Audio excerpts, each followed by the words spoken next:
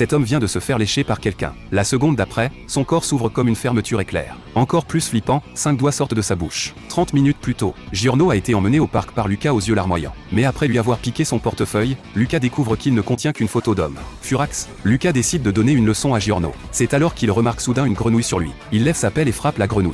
Mais contre toute attente, la grenouille reste intacte. Par contre, le crâne de Lucas se retrouve complètement défoncé. En fait, cette grenouille n'est pas un animal de compagnie, mais une transformation de Gold Experience. Le stand de Giorno. Il renvoie tous les dégâts subis à l'attaquant. Après que Gold Experience se soit transformé en valise, Giorno quitte les lieux. Mais dans le train, Giorno tombe sur un type bizarre. Bucciarati est venu enquêter sur la mort de Lucas. La mort mystérieuse de son subordonné a mis le boss de la mafia en rogne. Et Bucciarati n'a qu'à goûter la sueur de quelqu'un pour savoir s'il ment ou non. Mais après avoir testé Giorno, Bucciarati constate qu'il ne transpire pas. Bucciarati n'a pas le choix, il se lève et s'en va. Giorno pense qu'il l'a échappé belle. Mais l'instant d'après, il découvre un œil dans sa main. Giorno est complètement choqué. Et Bucciarati, qui était censé être parti, réapparaît. Il lèche simplement le visage de Giorno et comprend aussitôt qu'il mentait tout à l'heure. Maintenant, Bucciarati en est certain, la mort de Lucas a forcément un lien avec Giorno. Pour obtenir plus d'infos, il décide de lui donner une correction. La seconde d'après, 5 doigts apparaissent dans la bouche de Giorno. Giorno est complètement dégoûté, car ce sont les doigts de Lucas. Le stand de Bucciarati ne peut pas seulement détecter les mensonges. Il peut aussi placer n'importe quel objet dans le corps de quelqu'un.